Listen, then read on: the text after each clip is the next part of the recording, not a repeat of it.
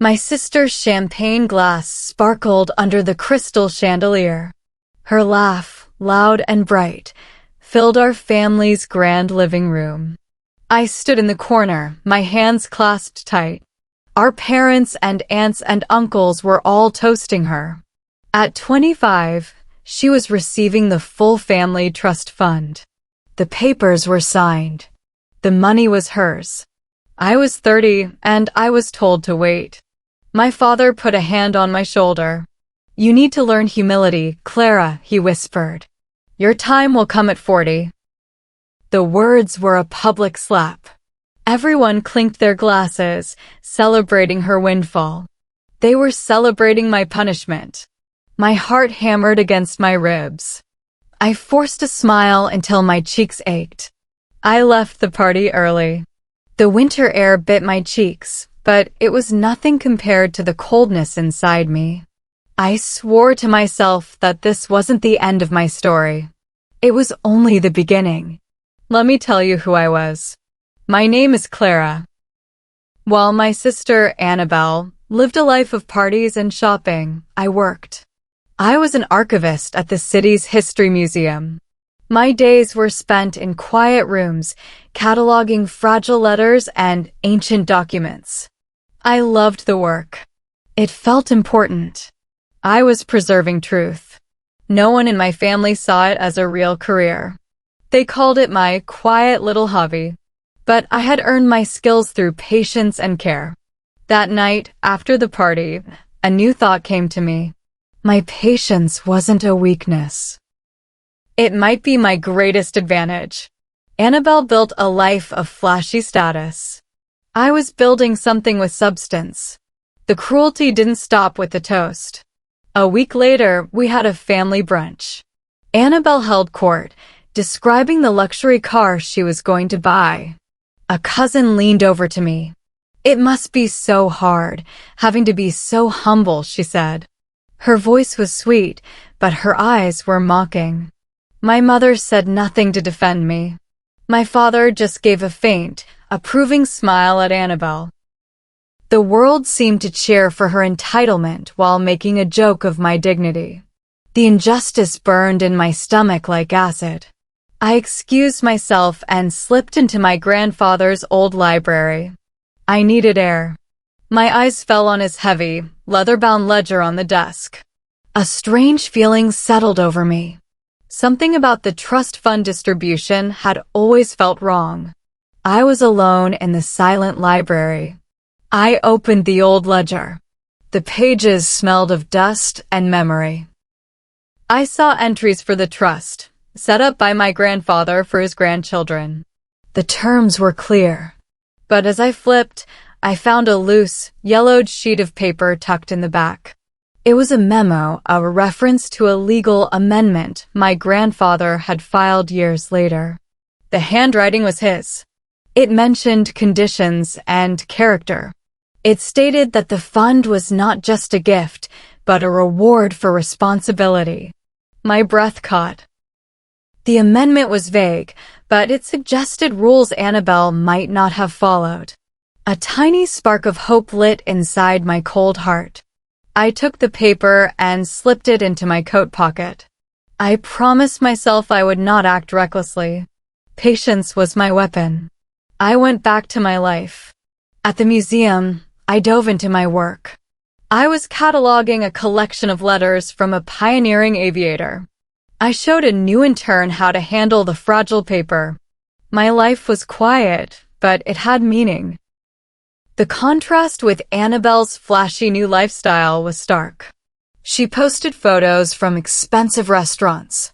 I found joy in deciphering a 100-year-old postmark. Then an email appeared in my work inbox. It was from Mr. Alden, the old family lawyer who had retired years ago. The subject line was simple, regarding the trust amendment. My fingers trembled as I opened the email. Mr. Alden's message was brief. He was sorting through his old files. He had come across my grandfather's amendment paperwork and was curious if the current trustee, a woman named Ms. Gray, was aware of it. He asked if I had ever seen it. My pulse was a drumbeat in my ears. This was real. The amendment was not just a scrap of paper. It was a legal document. Before I could overthink, I was forced to attend a charity gala with my family. Annabelle arrived like a movie star, glittering in a new diamond necklace bought with the trust. She waved at me across the room, a casual, pitying flick of her fingers. At the gala, the humiliation was public. Annabelle was surrounded by admirers, telling a loud story about her upcoming trip to Monaco. I stood by the wall, clutching my grandmother's simple silk scarf for comfort. My mother glanced at me, then looked away. I was an afterthought. But then I saw it. In her carelessness, Annabelle left a sleek leather folder on a cocktail table as she danced. A label on the front, in her perfect script, read, Trust Fund, Amendment and Disbursement. My entire body went still. This was her own file. I watched the folder like a hawk. When the room's attention was firmly on the auction, I calmly walked over. I picked it up as if looking for its owner, and I slipped away into a quiet hallway. I didn't open it there. I took the folder home. That night, in my small apartment, I lit a candle and opened the leather cover. Inside were crisp, modern copies of legal documents. And there it was. My grandfather's amendment, clearly typed. It stated that the trust was to be managed responsibly. Any premature distribution or use of the funds for reckless personal extravagance without demonstrated maturity would be a violation. The most important line was at the end. In the event of a violation, the entirety of the trust shall revert to the next deserving heir, as determined by the trustee. I was the only other heir. My breath caught in my throat. I had the proof. But I couldn't celebrate yet. I made copies of everything. I returned the original folder to Annabelle's house the next day, leaving it in her mailbox. She never even mentioned it was missing. She was too busy. Back at the museum, I built my fortress. I was given a new project, digitizing a collection of rare land deeds. My boss praised my meticulous eye. No one spots the details like you, Clara, she said. She was unaware of the private storm I was weathering. Annabelle's world looked perfect on social media. Mine was quietly becoming unshakable. Then, a formal letter arrived at my apartment. It was from Ms. Gray, the current trustee. She requested a meeting. I met Ms. Gray in her quiet, wood-paneled office. She was a serious woman in her 60s. She confirmed the amendment's existence. Your grandfather was a wise man, she said. He wanted the money to build character, not destroy it. She told me Annabelle's early, full distribution was already questionable. But to enforce the reversion, we needed clear evidence of violation. We must wait for the proper moment, Ms. Gray advised. Patience, Clara. I felt a slow, thrilling sense of power uncurl inside me. It was the opposite of Annabelle's loud boasting. My power was quiet, built on knowledge. I kept it all hidden behind a mask of calm professionalism. The small victories kept me going.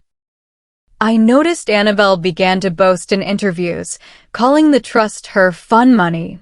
She publicly mocked the idea of investing it. Each entitled word was a nail in her own coffin, but she was too vain to see it. At a family dinner, she announced plans to use a chunk of the fund to rent a yacht for the summer. My mother looked uneasy, but said nothing.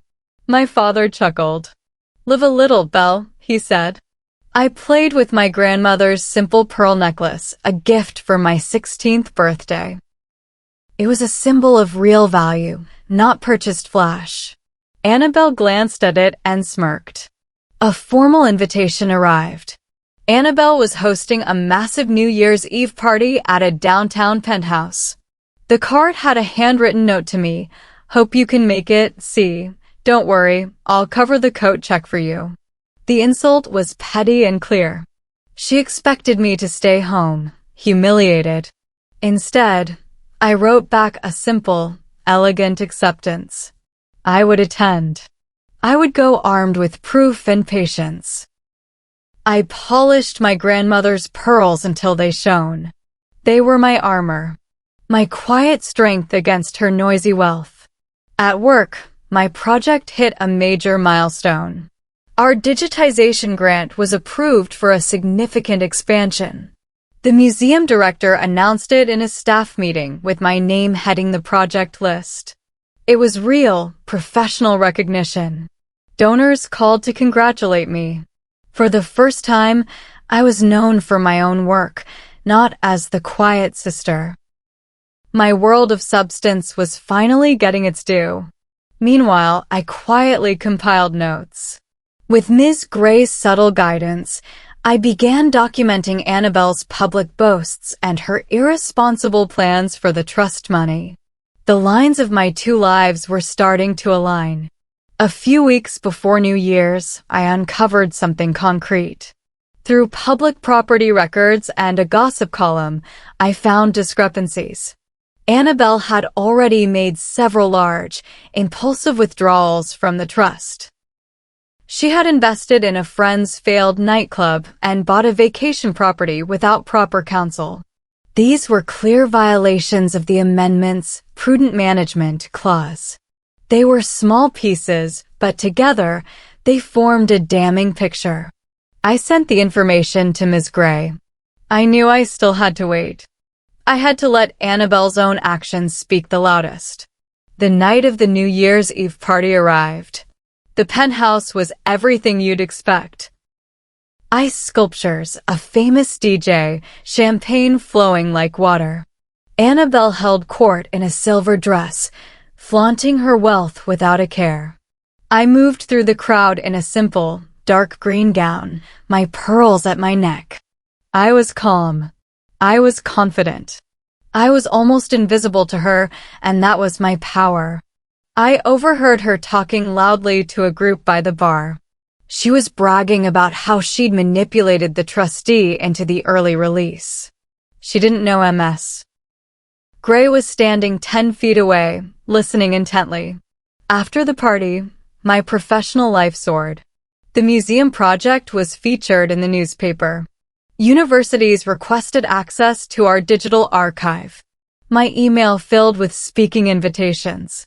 Annabelle sent me a text. Saw your little article. Cute.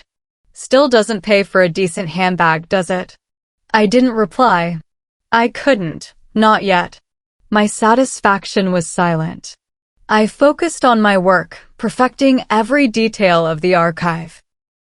At the same time, I met with Ms. Gray privately. We were building the case, document by document.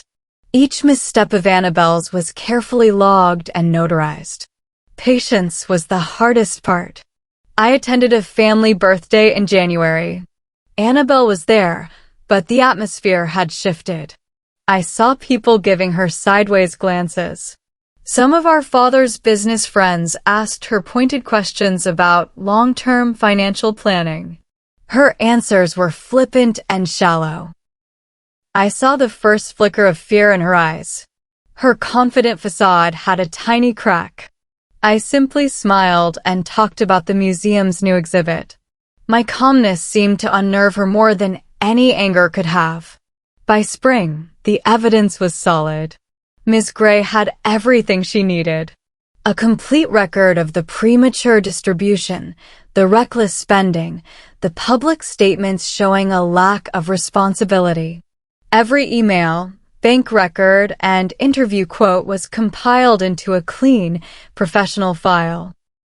The amendment was no longer a hidden scrap of paper. It was a living rule, waiting to be enforced. I held the final report in my hands. It was heavier than I expected. This was it. The trustee now had the legal and moral grounds to act. Ms. Gray called for a formal family meeting at her offices. It was set for the first week of June. My parents, Annabelle, and I were summoned. Annabelle arrived, annoyed and dismissive. "This is a waste of my time," she hissed at me in the waiting room. I just smoothed my skirt and said nothing. My parents looked confused. We were led into a serious conference room. Ms. Gray sat at the head of the table, the file in front of her. Annabelle's face was a mask of bored impatience. My heart was quiet and steady. Ms. Gray began to speak. Her voice was clear and carried no emotion. She explained that she had conducted a review of the trust's management. She then presented my grandfather's amendment. She read the key lines aloud about responsibility and prudence. Then she began to detail the violations. She listed the early withdrawals, the impulsive investments, the public statements disregarding the fund's purpose. With each point, Annabelle's face grew paler. My father's mouth hung open. My mother put a hand to her chest. Ms. Gray finished by stating that, according to the amendment's terms, a clear violation had occurred. The room was silent. Then Annabelle exploded. "This is ridiculous," she shouted. "This is favoritism. Clara put you up to this because she's jealous." She pointed a shaking finger at me. I remained still, looking at Ms. Gray. The trustee didn't flinch. "The evidence is documented and verified by independent counsel," Ms. Gray said calmly. "The law and your grandfather's wishes are clear." Annabelle threatened lawsuits. She screamed about family betrayal. My parents were stunned into silence, looking back and forth between their two daughters. One was a raging storm. The other was a deep, still lake. The lawyers reviewed everything. They confirmed Ms. Gray's assessment. The amendment was ironclad. Annabelle's own behavior had triggered it. There was no legal way out. The process to revert the trust began. Word started to leak, as it always does. But the public story wasn't about a family feud. The press was more interested in my museum project's success. A magazine did a profile on me, calling me a custodian of history. My credibility was my shield. Annabelle's social media, once full of glamour, was now filled with angry, defensive posts that people began to mock. Annabelle tried one last public attack. She showed up at a museum fundraiser, clearly trying to cause a scene. She made loud comments about sneaky archivists and stolen inheritance. But the people around us were donors and academics. They knew me. They respected my work. Her accusations sounded petty and unhinged. The director asked her to leave. I watched her go, her head finally bowed. The whispers in the room were not about me. They were about her shocking fall from grace. I raised my glass of water to my lips, the taste of quiet victory sweet. The legal transfer was finalized in the fall. The trust, with what remained of its capital, was legally and publicly reassigned to me as the deserving heir. Ms. Gray handled the announcement with graceful firmness. Annabelle was left with the lavish gifts she'd already bought, but the future was gone. The shock on her face was complete. She had been the architect of her own downfall. Through it all, I never yelled. I never gloated. I remained humble in my demeanor, but unshakable in my position. I had fought not with screams, but with silence and paper. On a bright autumn morning, I walked through the museum. A new plaque was on the wall of the reading room, the Clara Evans Digital Archive. My name was on it. My family's legacy, through my grandfather's wisdom, was finally in responsible hands. I wore my grandmother's pearls. They were worth more to me than any diamond. I had not fought with spite. I had endured. I had worked. I had honored the true meaning of my grandfather's gift. A new year was approaching, full of a different kind of hope. It was a hope built on truth and my own hard work. The quiet daughter had finally become the author of her own.